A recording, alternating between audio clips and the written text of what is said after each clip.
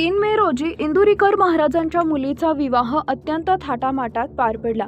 या लग्नासाठी 100 एकरची जागा, 20 एकरचा भव्य मंडप आणि सुमारे 3 लाख लोकांची उपस्थिती होती। राज्याचे मुख्यमंत्री अनेक दिग्गजांनी या सोहळ्याला हजेरी लावली।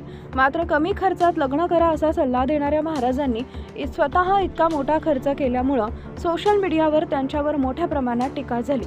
लोकांच्या मनात एकच प्रश्न होता की महाराजांचा जावई नक्की आहे तरी कोण। न्यूज चॅनल्सवर इंदुरीकर महाराजांचे जावई साहिल चिलप यांच्याबद्दल अनेक बातम्या आल्या। काहींनी त्यांना हजारो कोटींचा मालक म्हणले, तर काहींनी त्यांच्या अनेक कंपन्या असल्याचा दावा केला।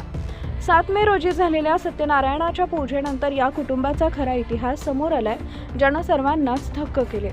साहिल चिलप यांचे कुटुंब मूळचे पुणे जिल्ह्यातील जुन्नर तालुक्यातील काटेडे गावचे आहे। साहिलचे वडील सुनील विष्णू चिलप यांचा प्रवास अत्यंत संघर्षाचा राहिलाय। 2003 मध्ये ते अत्यंत हलाखीच्या परिस्थितीत मुंबईत आले। सुरुवातीला त्यांनी ट्रान्सपोर्ट क्षेत्रात एक सामान्य कर्मचारी आणि ट्रक ड्रायव्हर म्हणून काम केलं। जेवणाची आणि राहण्याची भ्रांत असतानाही त्यांनी व्यवसायाचे बारकावे शिकले। शून्यातून त्यांनी पहिला ट्रक घेतला आणि अवघ्या 6 महिन्यात दुसरा ट्रक खरेदी केला। आज त्यांच्या ताफ्यात शेकडो कंटेनर्स असून त्यांनी मुंबईत परप्रांतीयांच्या मक्तेदारीला मोडून काढत स्वतःचं साम्राज्य उभं केलंय। साहिलने इंजिनिअरिंगचं शिक्षण पूर्ण करून वडिलांच्या व्यवसायाला तंत्रज्ञानाची जोड दिली।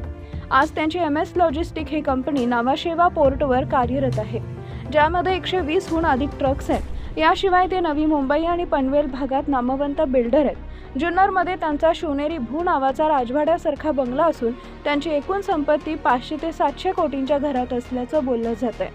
अहिल्यानगरचे महाराज आणि जुन्नरचे चिलप कुटुंब एकत्र येण्याचं कारण म्हणजे त्यांची विठ्ठल भक्ती।